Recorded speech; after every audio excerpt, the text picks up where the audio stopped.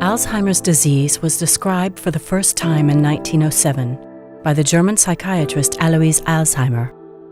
In performing a histopathologic study of the brain of his patient August D., suffering from dementia, he brought to light the presence of two types of lesions in the brain, senile plaques and neurofibrillary tangles.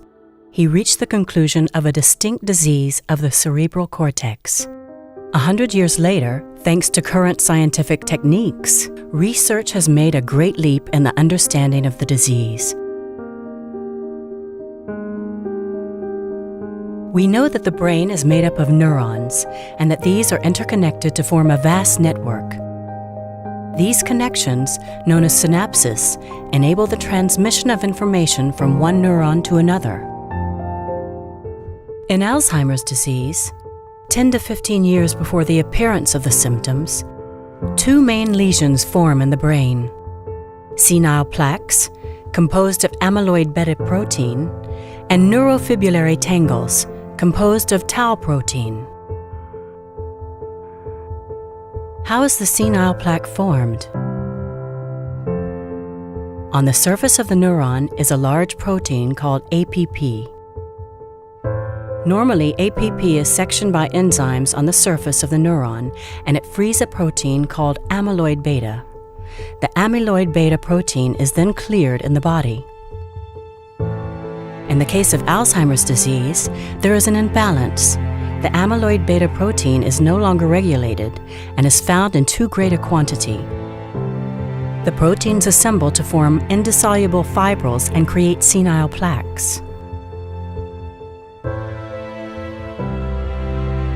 How are neurofibrillary tangles formed? When a neuron communicates with another, a signal goes from the body, known as soma, to the synapse to transfer the information.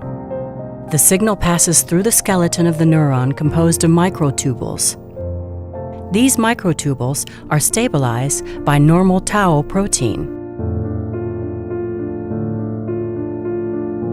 In Alzheimer's disease, tau protein becomes defective and detaches from the microtubules. Thus, the skeleton of the neuron dissociates as it is no longer maintained.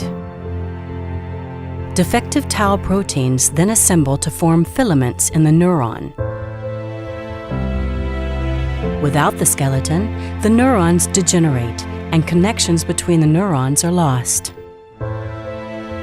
The abnormal accumulation of tau filaments in the neuron creates neurofibrillary tangles and eventually causes the death of the neuron.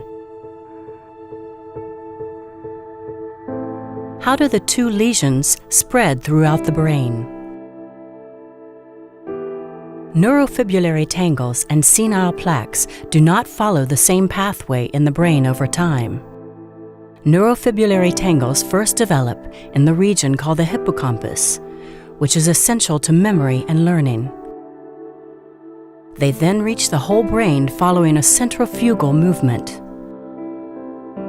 The process causes atrophy, which engenders global dysfunction.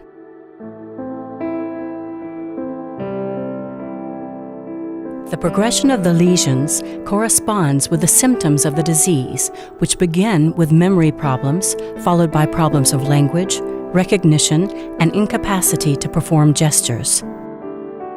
Senile plaques develop differently.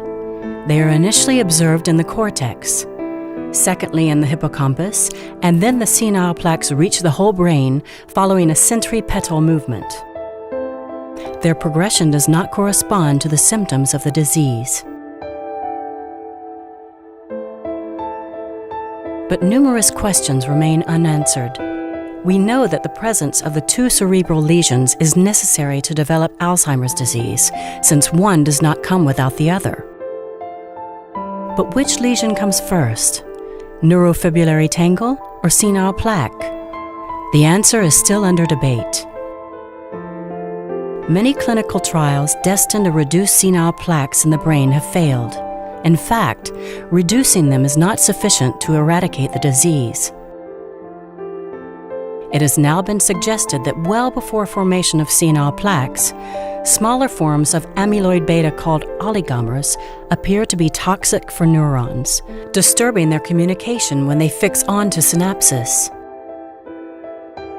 It would appear that the toxic oligomers and their accumulation in senile plaques are at the origin of neurofibrillary tangles, which in their turn are responsible for symptoms. The relationship between amyloid beta protein and tau protein is still little understood. What is the exact sequence of molecular mechanisms leading to the development of dementia? What is the role of genetics and environmental risk factors in the appearance of the disease? Scientific research is essential in answering these questions. Thanks to researchers, Alzheimer's disease is better and better known in its complexity, and new avenues raise real hope for the eradication of this devastating disease.